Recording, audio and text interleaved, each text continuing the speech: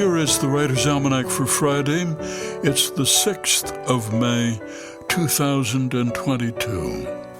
It's the birthday of Sigmund Freud, born in Freiburg, Moravia, now part of the Czech Republic, 1856, author of important books, The Interpretation of Dreams, Jokes, and their relation to the unconscious, and so forth. Freud started out as a medical doctor. He got interested in psychology and especially in a mental illness called hysteria. And he was interested that some doctors used hypnosis to treat hysteria.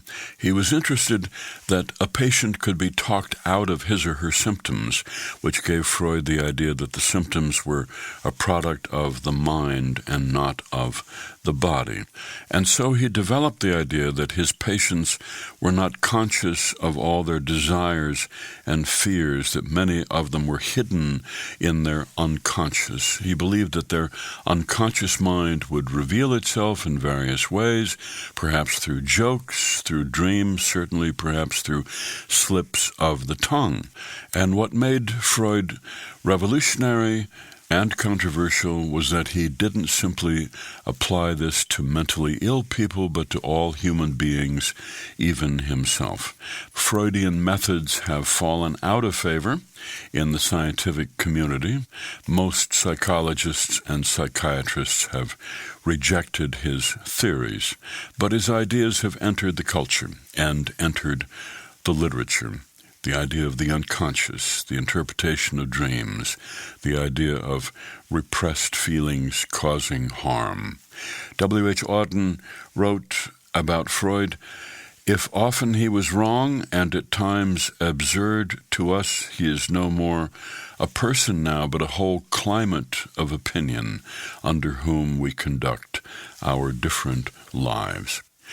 It's the birthday of the poet Randall Jarrell, born in Nashville, 1914, who said, "It is better to entertain an idea than to take it home to live with you for the rest of your life." And it's the birthday of Orson Welles, Kenosha, Wisconsin, 1915, the great actor, movie director. Orson Welles, who said, "I want to give the audience a hint of a scene, no more than that. Give them too much, and they won't contribute anything themselves. Give them just a suggestion, and you get them working with you. That's what gives the theater meaning when it becomes a social act." Here's a poem for today by Lawrence Robb, "A Friend's Umbrella."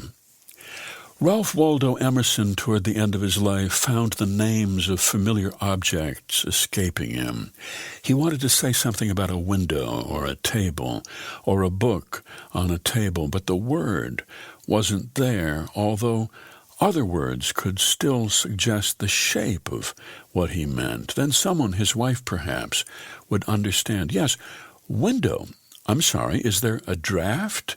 He'd nod. She'd rise.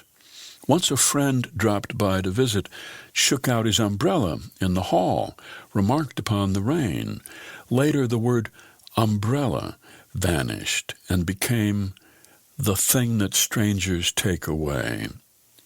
Paper, pen, table, book. Was it possible for a man to think without them, to know that he was thinking? "We remember that we forget," he'd written once before he started to forget. 3 times he was told that Longfellow had died. Without the past, the present lay around him like the sea, or like a ship becalmed upon the sea.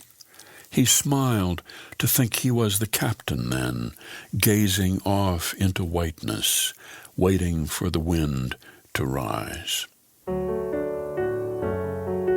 A poem by Lawrence Robb, "A Friend's Umbrella," from The History of Forgetting, published by Penguin and used by permission here on the Writer's Almanac. Be well, do good work, and keep in touch.